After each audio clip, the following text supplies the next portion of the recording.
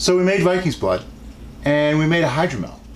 But what about traditional mead? Just a straight up traditional mead, step by step, coming at you right now.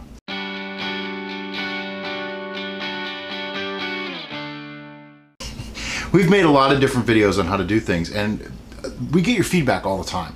But I want to explain things really simply, really step by step. There's a lot of questions that people have had that I just didn't answer, apparently. But before we get started, if you want to learn to grow and brew and take control of your food, hit the subscribe button below and hit the bell icon. That way you get notified every time we make a new video. Today I'm going to take a slightly different approach. I'm going to make a traditional mead, but it's going to be more step by step, really get into the basics and go through it. I've had more questions than I expected about sanitizing. Now, I'm not a sanitization, yeah, that's the word. I'm not a sanitization Nazi. I don't get totally crazy about it. It doesn't have to be absolutely perfectly sanitized because we are making alcohol, which is a natural preservative, and we are using honey, which is another natural preservative. And, you know, the yeasts are going to kill off, well, not kill off, they'll starve out most other bacteria and things that could get in there. So for the most part, it's really not that crazy. So anybody that's going totally nuts over sanitization, just relax, take a deep breath. About 2,000 years ago, 5,000 years ago, when they were making mead before, they didn't even know what germs were. They didn't know what yeast was. So when you start thinking that, oh, did I clean that enough? You probably did. Don't overthink it. But because people have asked, and because I'm that kind of guy, I figured I'd show you. So we have here a big old wash tub, and it's filled with hot water. Yeah, I just stuck my hand in. It's not that hot, it's from the tap. What I'm going to use to sanitize is Star San. Now I know this is about 2 gallons of water in here, and if you read the directions, it actually says, directions, remove all gross debris. Now, if it was gross, I wouldn't want to put it in here anyway. Prior to application, remove 1 ounce of Star San per 5 gallons of tap water. 1 ounce per 5 gallons, that's a lot. So I need like half an ounce, right? So if I can figure out how to do this funky bottle, I always get these wrong. That was wrong. Oh, like this. You squeeze it and it goes up. You probably can't see it, but it's filling up to the half ounce mark right there. And then I open this guy up and I pour it in. Now we have sanitizer, okay? This is now ready to clean everything that we're gonna use today. Like for instance, the first thing I'm gonna do, this cup I use for hydrating my yeast. I'm gonna get to that in a minute. I'm gonna use it today to mix this up. So once your things come out of the sanitizer, you don't really want to, you know, stick your hands in there, breathe on them too much and things like that. Just kind of set it down and let it drain a little bit, okay? The next thing that we're going to need, carboy. Now, I'm going to have a list of all the stuff that I use in the description. But, you know, I guess I should back up a little bit and do that right now. Here's what we're going to do. I'm going to go through all the things that you're going to need to make this mead. Hey, that rhymed. I like it. First, you're going to need some honey. This is a good local honey. We bought it from a local beekeeper about maybe 2 miles from our house. Really, really awesome to be able to do that. If you can get that, use that. If not, get the best honey you can get.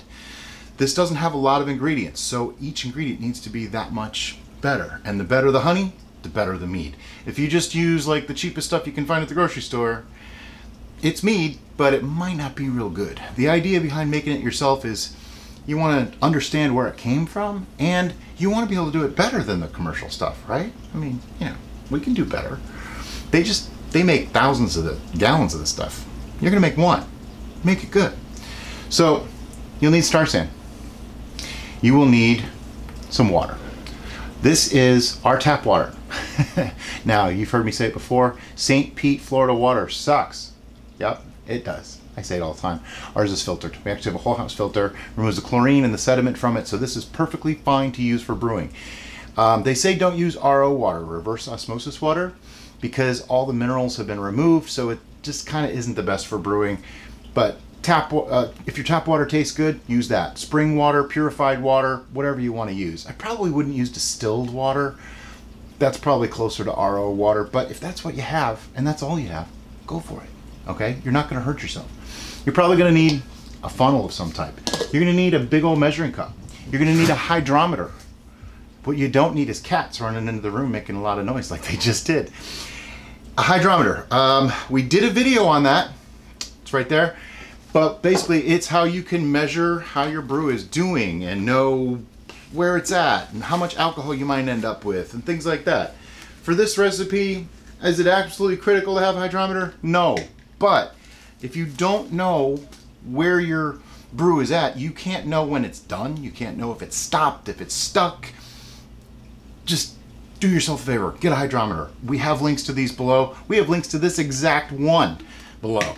We do get a very small commission if you use those links and buy anything, but you know what? It helps the channel. It keeps us bringing this information to you. So please use them if you can. So we went through, we got honey, we got star sand, we got a hydrometer, we got funnel, we got a measuring cup, we have water. Then comes some of the other more interesting things. Today I'm going to use Nottingham yeast.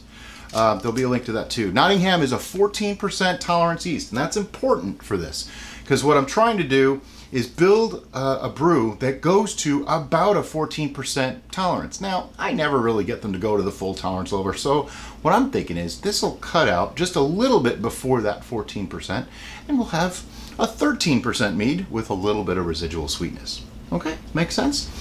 Some other things that we're gonna do. Mead is made from honey. Okay, mead is honey wine. You've probably heard this before, and I hope you know what mead is. Because if you don't, that's a whole different video. I could probably do one of those, but not today.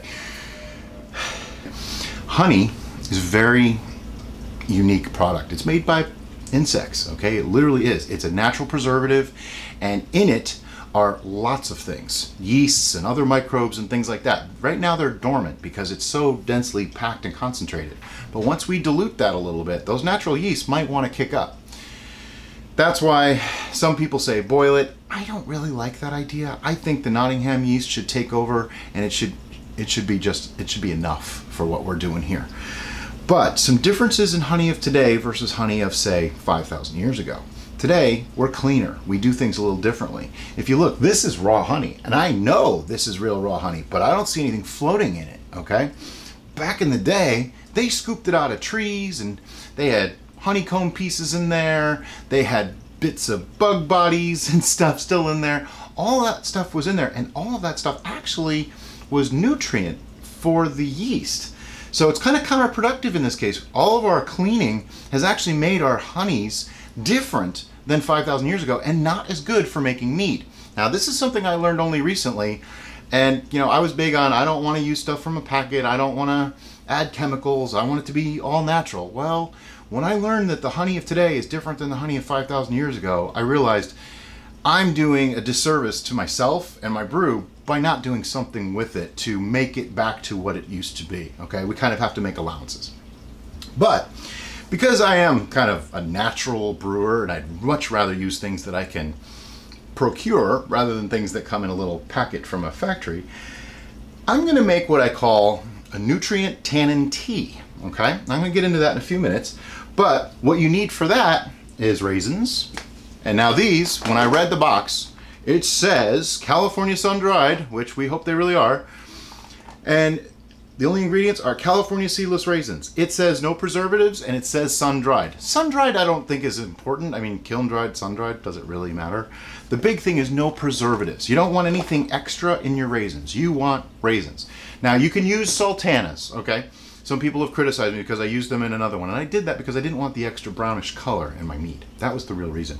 Sultanas have been dipped in acid, not sure what kind, and they're dried slightly differently. That's really the only difference. They're still raisins. Actually, they're coated in oil than dipped in acid. That's what it is. As far as what properties they do differently in a mead, not all that much. I did some research. I couldn't find anything on it, really. Beyond that, we're going to add a little bit of orange peel. Now, this is from a natural organic orange, and don't worry about cleaning it because this stuff's going to get boiled. So anything that might have been living on it, it's going to be gone. I'm also going to use one black tea bag. This happens to be PG Tips, which is a really awesome tea. I drink that like every day. But anyway, so those things, and a pot. Now this, I'm not going to sanitize because I don't really need to. It's going to get boiled, so we're okay there. But first step, the absolute very first step that you want to, oops, almost lost the raisins there. The absolute very first step that you want to do is hydrate your yeast, okay? Now, this is not a yeast starter. That's something completely different and beyond what we're going to do in this video. Okay, this video is going to be a little bit long, but I promise there's a lot of good information in here. So please don't switch off. Just keep watching. I'm going to explain everything. Hydrating your yeast. Take a little bit of water. Just like that. That looks good. It's maybe a cup if I was pressed and somebody really needed to know. The amount isn't really all that critical because it's going in the must later. By the way, that's what a wine before it ferments is called. It's a must, okay? Just like beer is a wort. Although some people call mead wort, even though they're really like the same thing. It just means pre-fermented. Now, I have here a package of Nottingham yeast. There's going to be a link to this. This is a pretty popular yeast. A lot of people use it for beers, actually, or ciders, but I'm going to use it today for mead. I have this one. It's a little old, I'll be honest. It's been sitting in the fridge for a while. I would normally get 5 gallons out of one packet. I've used some of this. I don't know how much is left, so today I'm going to use half a packet. Now, before somebody says, oh, you just used too much. Well, there's a little bit of truth in this statement. You cannot over-pitch your yeast. I used to disagree with that, and I still sort of do. There's some truth in it, but it's not 100% accurate. If I was to fill this entire cup with yeast, and then put that into a 1-gallon container, it's safe to say I over-pitched my yeast, both from a wasteful standpoint, and from the standpoint of, if that starts, oh man, it's just gonna explode through your airlock and go all over the place and make a mess and probably waste quite a bit of your wort or must. So all I'm doing here is I have that half packet and I put it in. Now this cup has ridges on the inside. It's actually for making yogurt, which I found better ways to make yogurt. Different video. And all I'm doing is putting it in here and I want to hydrate it. Okay, so I'm mixing it around a little bit and it's gonna cause bubbles. Those aren't real bubbles yet. They're just some air that got in there. What we want to do is see some activity. We want to see it froth up a bit all on its own. So I'm going to set that to the side for now, but that's the first step. You want to do that, okay? Then I'm going to start putting all this stuff into my sanitizing liquid. That would be the test tube for later on for the hydrometer. And then we have the actual hydrometer itself. Be careful with these. This particular case is great. It has a hard bottom and a hard top. The last one I had was a tube with 2 little stoppers. When I dropped it in, it went right through, hit the tile floor, exploded everywhere. So I have a new one. Just gonna drop that in there. I'm not gonna sanitize the tube it came in because I don't really need to. Another thing I'm gonna do is take this bottle of honey, and the water in here is only about yay high. I'm gonna put that bottle of honey in there. Now, it's not to sanitize the honey, don't get me wrong. It's to warm it up, okay? Because when honey is warm, as we know, it runs a lot smoother. And we're going to use 3 pounds of this honey. That looks like roughly a 5-pound bottle. So I'm just going to heat up the whole bottle and we'll measure that out. I'm going to grab a scale a little bit. Right now we have our yeast hydrating, which it actually looks kind of milky. It looks like it might work. And we have our thing soaking in the sanitizing liquid, getting ready to go. This is not a very complicated thing to do, and I don't want people thinking it is. And we hear all the time from people that, oh, I've always wanted to make mead, but I'm afraid to. There's nothing to be afraid of.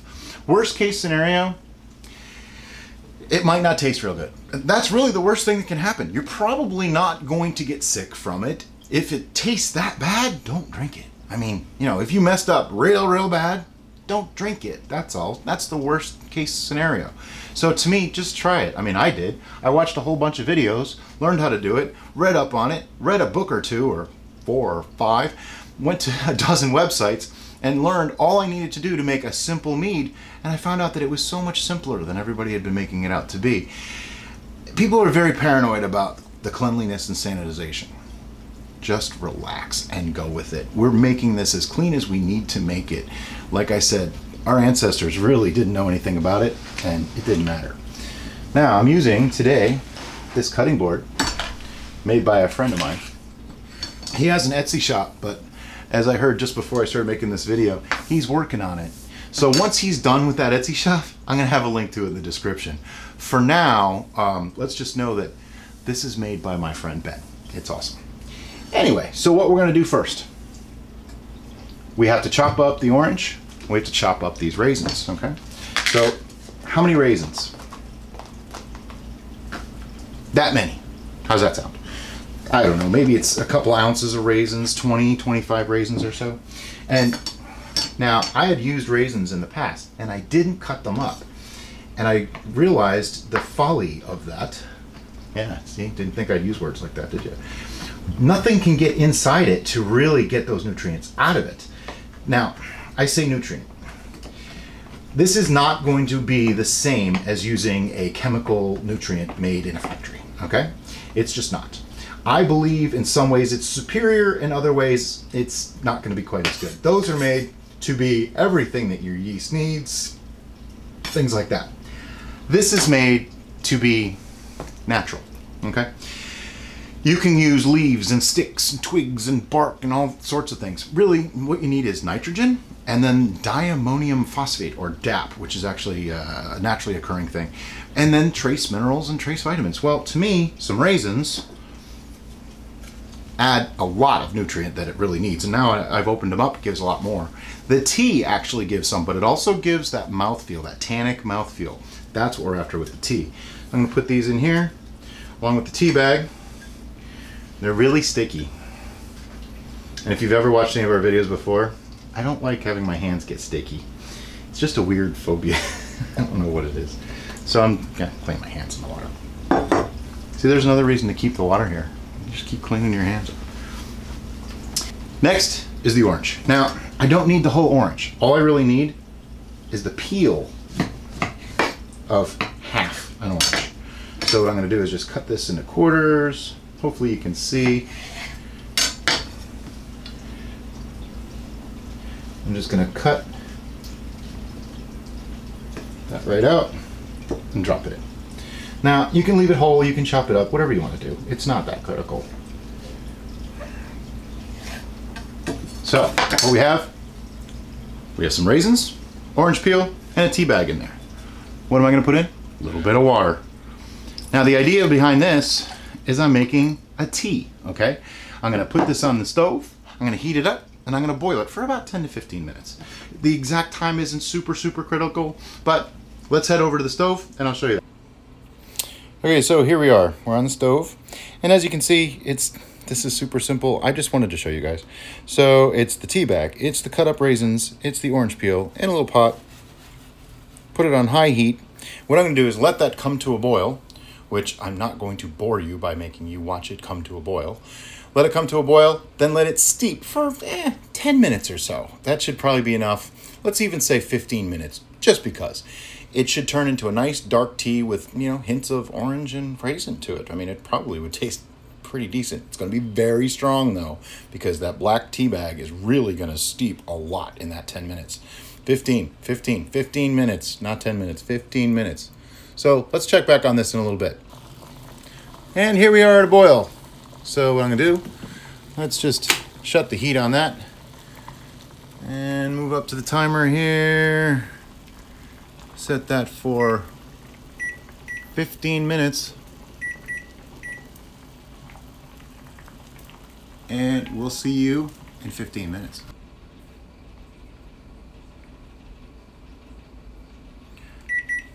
Okay, so our timer went off, and here we go. It's looking dark. Looks like, tea, and it actually smells really good. So let's get this off the stove and filter all the other stuff out and get it into our brew. While we were waiting, I took the liberty of cleaning up some of the other stuff. I have another little colander, sifter, sieve, that's the word, sieve. Another measuring cup. I cleaned up the airlock and things like that, put them in the bucket, moved the bucket to the side because it was kind of in the way, and got rid of the cutting board and things like that we won't be needing anymore. But what we have here, this is our nutrient tannin tea. Now, let me explain a little bit about what this really is for. This is our nutrient for the yeast in the honey. It's also going to add some acidity and some tannins. Now those are for flavor and mouthfeel and brightness, that kind of thing. Since this is going to be a little bit sweet, I thought a little bit of acidity from the lemons, from the oranges might actually be nice. And I didn't do too much. I just did half of one orange, the peel of it, okay? So that's where all the real flavor is. It's not really in the juice. The flavor is really in the peel, those essential oils. So by boiling it for 15 minutes, for steeping it in hot water for 15 minutes, we got out most of the flavors, most of the essence of that orange, okay? The tea is the same thing. It has a little bit of nutrients for the yeast, but it's really there for that mouthfeel. Did you ever take like a cup of black tea, nothing in it, okay, and take a sip of it? It kind of makes your cheeks go, you know, just your mouth sucks in a little bit, take some of the moisture out of your mouth. It feels a little dry. That's astringency. That's tannins. Red wine has a lot of tannins in it because of the skins of the grapes. Well, we're adding that to this mead. That helps offset a little bit of the sweetness, but it also gives what's called mouthfeel. It rounds out that mead. It's going to make it feel like it has more body, more complexity, more basically. So what I'm going to do is just pour this through here and filter off the stuff that we don't want to put into our mead. I'm trying to keep solids out this time. I've in the past put plenty of solids into my mead, but this time I kind of wanted to keep it a little bit more simple. And as you can see, this is really hot. It's still way too hot for me to be putting it into the fermenter. So I'm just going to let this sit for a few minutes. And when I say it's too hot, here's what I mean. Yeast likes temperatures over 50 degrees Fahrenheit up to absolute max, maybe 120 Fahrenheit. Beyond that, you're killing them. They're dead. And I don't mean like going to sleep dead. I mean, they're dead. Below 50, they go dormant, okay? Even freezing them doesn't really kill them off. It just makes them go dormant. They aren't active anymore. But once they get back into that range, they're good. Now, we had somebody ask. They said, where I live, it got up to, you know, I mentioned the 110 degree number. They said it didn't get quite up to there, but it's hot. Okay, that's not really a great fermentation temperature for mead. You want to keep that cooler. Find a basement, you know, in a closet in your house, check the temperature in there. You really don't want your mead much above 75, 78 degrees.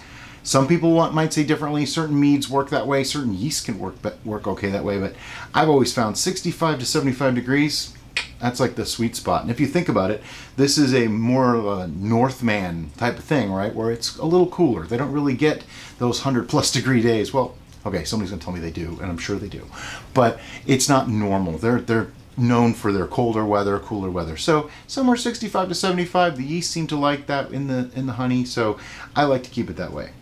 Like I said, while we were away, I cleaned up a carboy, which this is going to be our fermentation vessel. When you use star sand, see this right here? You're gonna get a little bit of this foam, the bubbles, okay? You don't have to rinse it out. As a matter of fact, if you do rinse it out, now you just kind of defeated the purpose of sanitizing, because there could be microbes and things in your water. Again, I'm not a sanitization Nazi. To me, it's not that big of a deal. As long as it's clean and, you know, there's nothing sticking to it from the last time you fermented in it and you run it through the sanitizer, you should be fine, okay? A lot of people get crazy. I'm not one of those people. So, while this is cooling a little bit, what I want to do is get my honey, okay? We're going to start putting the honey in here. We're just going to jump right in and get this to happen. I know, jump right in. What are we, 10, 12 minutes into the video? I felt it was really important. Anyway, so grab the honey out of here. Excuse me for just a second. Now this I am going to wipe off just because it's wet and I don't want to have to handle a wet thing. Before I put this in, I want to measure it, okay? We said we're going to use 3 pounds of honey for a 1 gallon batch. That's a traditional amount of honey. Now, one thing to know is when you're making any sort of a fermentation, you want to calculate about where it's going to be. Now, I happen to know that most honey, on average, is about 35 points of specific gravity per pound per gallon. That'll make more sense in a little bit when we actually take a gravity reading. Now, specific gravity refers to how close to neutral or how far from neutral a desired liquid is based on its density, okay? And it happens with salts. It also happens with sugar, where you get a different density based on how much of each is in your liquid. So we do actually measure that, and that's our way of knowing how much sugar is in that liquid so that we know how much fermented out, how much the yeast ate, basically, and that gives us an approximation, pretty close one, of how much alcohol they produced for a given volume. Make sense? I'm going to go into it a little bit more detail in just a few minutes, but I just wanted to give you that basic idea. So our honey's been heated up. I'm putting the cup on there and I tared it out so that it's all clear. So I'm going to just pour it in. Just. And we're looking for 3 pounds, which I know is going to be a little bit more than this actually holds. It's in grams. There we go. I got 1 pound, 10 1/4 ounces in 1 cup. Well, 1 full measuring cup. It's actually a little over 2 cups. So 1 pound, 10 1/4 ounces. This is going to be hard. I'm going to pour that in. Got to be careful. Make sure you use a funnel, otherwise you're going to make a mess. And you see how nicely that poured? If you don't heat it up, it doesn't pour nice at all. And I just don't want to waste any. I'm going to see how much was actually left in there. There's still 1 3/8 ounces left in there. So I had 1 pound, 10 1/2 ounces, 10 1/4 ounces, something like that. So we're going to say 1 pound, 9 ounces already went in. That means I need about 1 pound, 7 ounces. Because we're trying to get to 3 in total. And I'm only trying to be as specific as I can just because I'm showing you guys this. You didn't see that. Oh, that's good honey. All right, so I just washed my hand. You saw that, right? Sanitized my hand.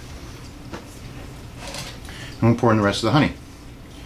Now we really want to make sure we get all of this out. So I'm gonna let it sit and drip for a couple of minutes. Just like this. Because last time we knew an ounce was still in here, right? So let's see how much we can get out of there. Now one thing I'm gonna do, I'm gonna cheat a little bit. I'm gonna use some of this. Swish it around a little. And the hot liquid will help dissolve that honey a little bit more. You can, if you're using a whole bottle of it, you can actually just fill the bottle with hot water and swish it around. But I'm not doing that. So there we go. And that's put in. Now, I'm gonna get rid of these things. I'll be right back. So at this point, we have our 3 pounds of honey put in there. Now, if we just bottle this up right now, all we're gonna have, if we waited years, is honey in a bottle, okay?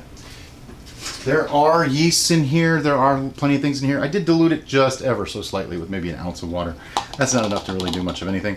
What we wanna do is get some water in here and start mixing it up. Now this is, again, just clean tap water that we used. You can use spring water, purified water, filtered water, whatever kind of water you use. As long as it tastes good to drink, you can use it in your brew.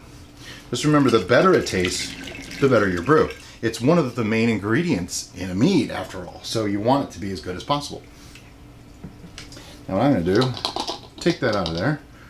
I'm gonna stick it in there because it's all going in anyway. Oops, I got water in this. This is my airlock, which I'm going to have to refill a little bit, and a little bit. And this is a bung, or a cork, whatever you want to call it. I like to use them for mixing, because that way I just have to cover a little tiny hole. And now, mix it up.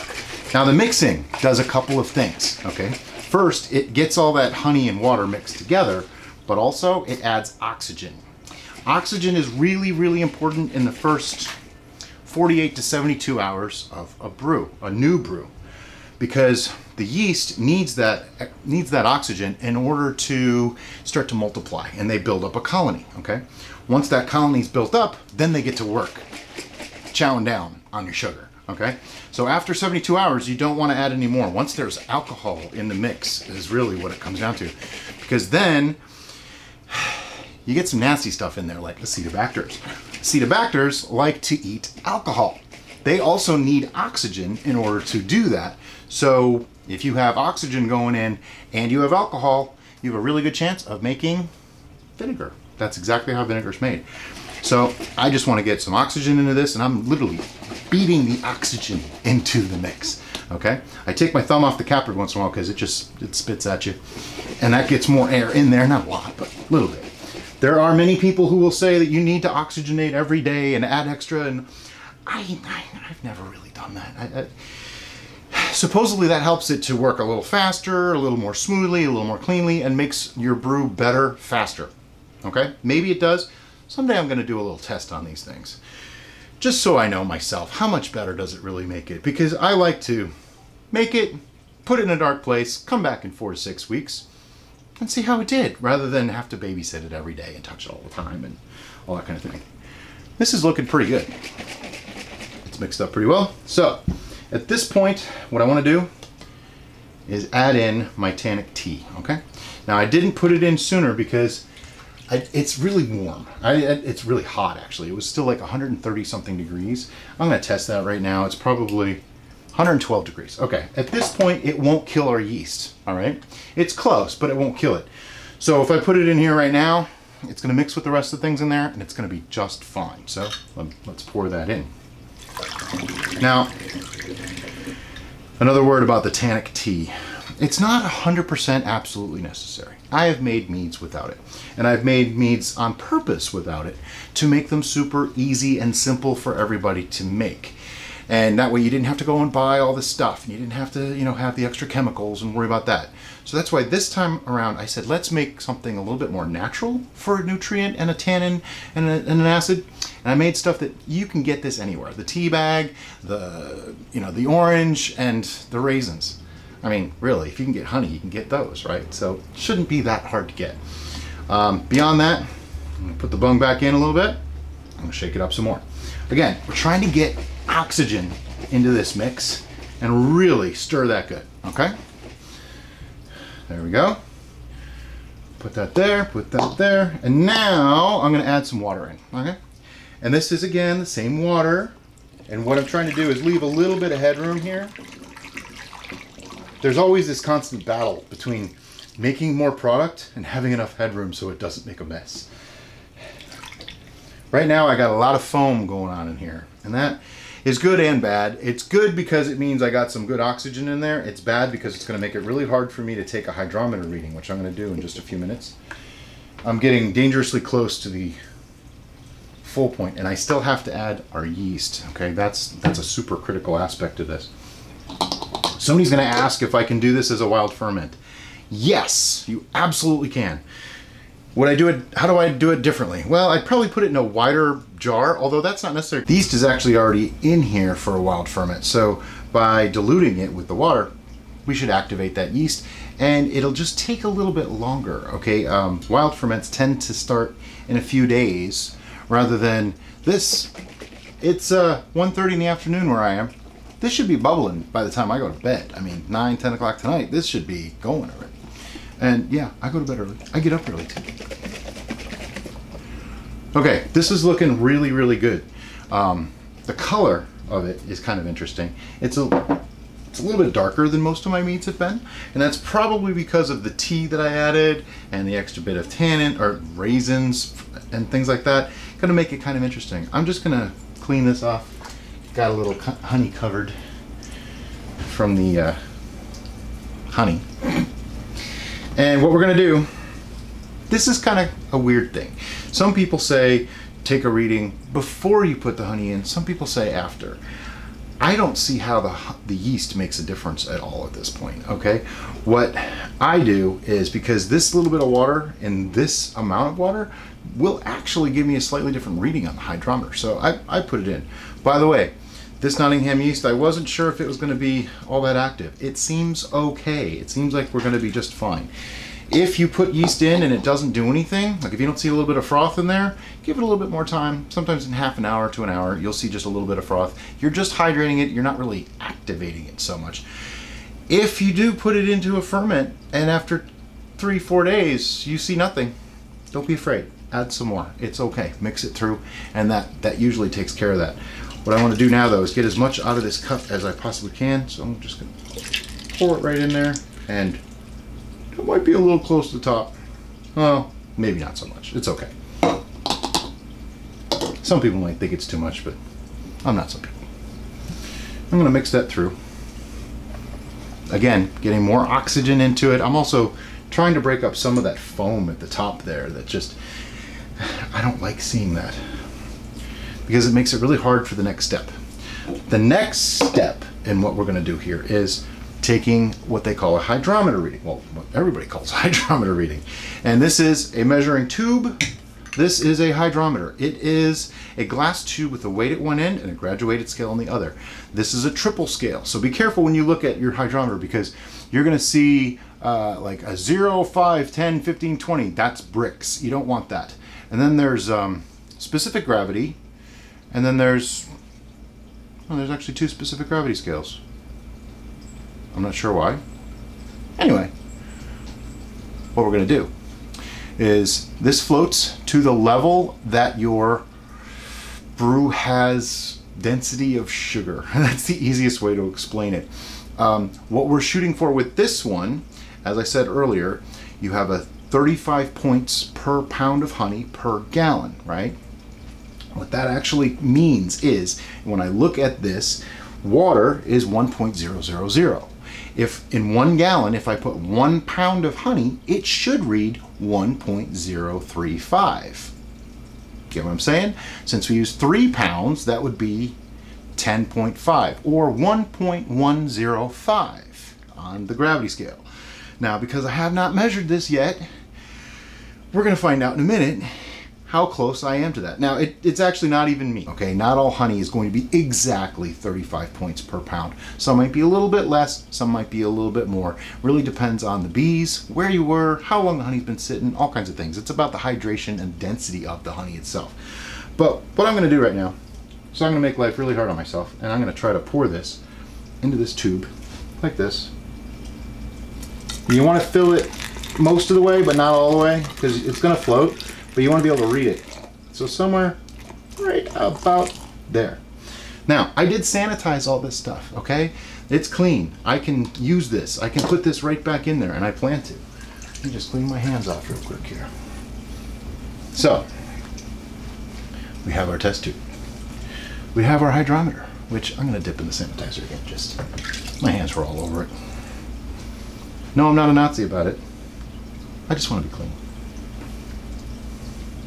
I'm going to take this, drop it in, try to break up some of those bubbles as best I can. Let's see if I can read this now. Now, what did I say? I'm looking for 1.105, right? Part of the reason you want to get rid of the bubbles is they give you, well, first, it's really hard to read it when there's that many bubbles around it. They can also give you a false reading, meaning they're going to raise that up just a little bit more. They might add a little more lift to it, so it can throw off your reading.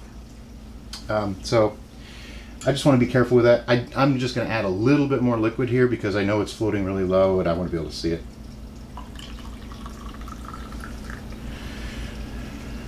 And now we'll wait for the phone. Okay, so best I can tell, we are at 1.105. That's amazing. I knew it should work that way. Usually it's like 1.103 or 107, but spot on, 1.105. So that means our honey really is going to give us 35 points per pound, which is great because I just bought 20 pounds of that honey. So now I know exactly how it's going to act when I use it in brews. Now, what's important about that fact too is that 1.105 number. Now let me pour this back in. That 1.105 number, that is what's called a starting gravity or original gravity or OG, okay?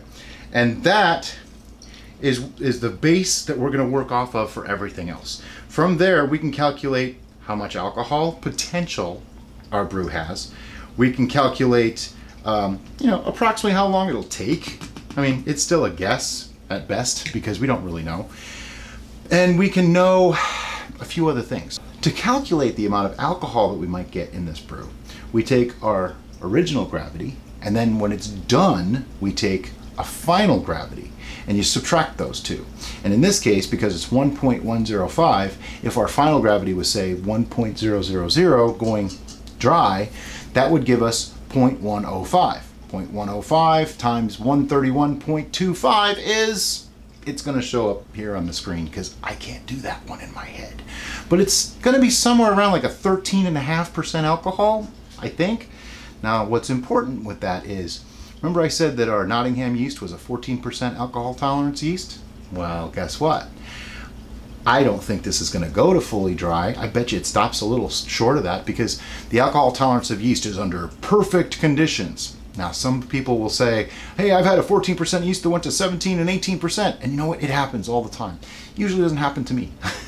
So I'm thinking that 14 might go to like 12.5, 13, which is cool. Because that means I'm going to have some sugar left in this when it's done fermenting. And it'll be a nice semi-sweet mead, which with the flavors that's in it and things like that should be awesome. So all that's really left to do now, take this again, Jam it in there good. Put your thumb in the hole. Give it another good shake. Get some more oxygen in there. Now it's a little heavier. Not as easy to do this with. Then take an airlock. Now let me fill this with a little bit more sanitizer. For those of you that'll say, oh, just put a balloon on it, or somebody will say, oh, just put a cap on it real loose, I say, spend the $2 and get an airlock. I've said this before, I'm gonna say it again. This is such a simple thing, and it's so inexpensive. I mean, the carboy is like, what, $10? The honey, I mean, come on, it's not cheap. This stuff is, you know, I paid $100 for 20 pounds of honey. I just used 3 pounds of that.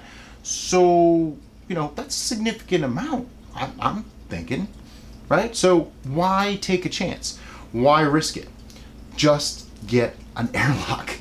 Here's why an airlock works. Here's what an airlock does, okay? Right now, there is sanitizer right here in 2 tubes. This tube goes up, down, and back up again.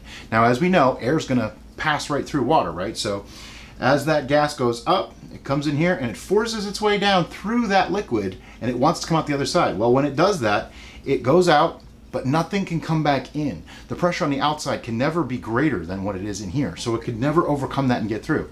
Air can't get through, bacteria can't get through, bugs, fruit flies especially will want to get into this stuff. You want to keep all that out. So that's why I use an airlock. With your lid really loose, could it work? Sure, but why risk it? One fruit fly gets in there, that could ruin the whole batch, okay? Bacteria could get in there, you could get it infected. It's just not the kind of thing to mess with. I have cats. We have a lot of cats, and I don't want cat hair getting in here. I mean, it's gross, you know? Regardless of whether it ruins or not, it's gross. Who wants cat hair floating in their mead, you know? So I use an airlock. You should too. Once this is done, you take this, you put it in a nice, cool place like we talked about before, 65 to 75 degrees, somewhere dark. You don't want this sitting in direct sunlight, okay? You know, light bulbs in your house aren't gonna hurt it, but it's better to put it dark. If you don't have someplace dark, this is one suggestion I will take. Somebody said take a paper bag and just put it over the whole thing. I agree, wrap it in a towel, whatever you gotta do. If your house is too cold, wrap it up a little bit. The yeast do, believe it or not, produce a tiny, tiny amount of heat through metabolism. It's probably not even a measurable amount, so I wouldn't worry about it too much. This is what's known as primary fermentation, okay? And when I said the end, that means I'm gonna babble for 5 more minutes. We all know this, you've seen my videos.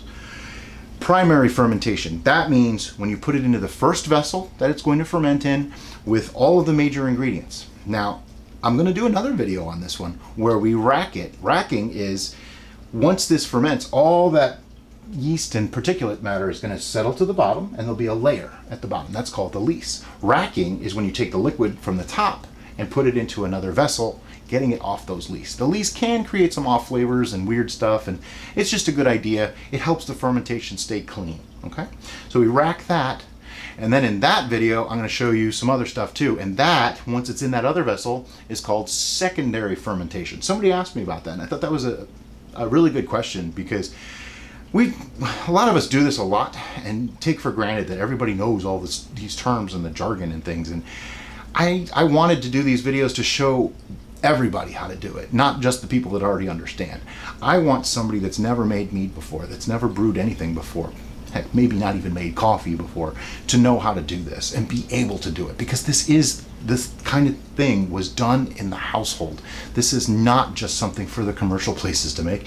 This is something that everybody did in their house hundreds or thousands of years ago. There's no reason why we can't do it again today. I mean, it took me 20 minutes to explain how to do it, right? So how long do you think it's going to take to actually do it? With the waiting for the tea to cool and this and that, what, an hour? But you know what? This is going to be better than anything you can buy in the store. I bought a lot of mead in the liquor stores and things, and most of them, first, they're either white wine flavored with honey, which is not mead. No matter what they say, if it's not fermented honey, it's not mead. Or they're so sickly sweet that you just go, ew. A really good mead should be almost like white wine. It should be really refreshing and nice. You should have the honey flavors, but it shouldn't taste like you just drank a mug full of diluted honey. It shouldn't taste like that. It tastes completely different. If all you've ever had is the commercial stuff, try making some on your own. It's gonna come out so much different than you probably have had, and so much better. If you can go to a craft meadery and try it, do it. And then go home, make your own. This is the kind of thing anybody can do. All you need is everything that I've described here today. Good honey is the key. That's it.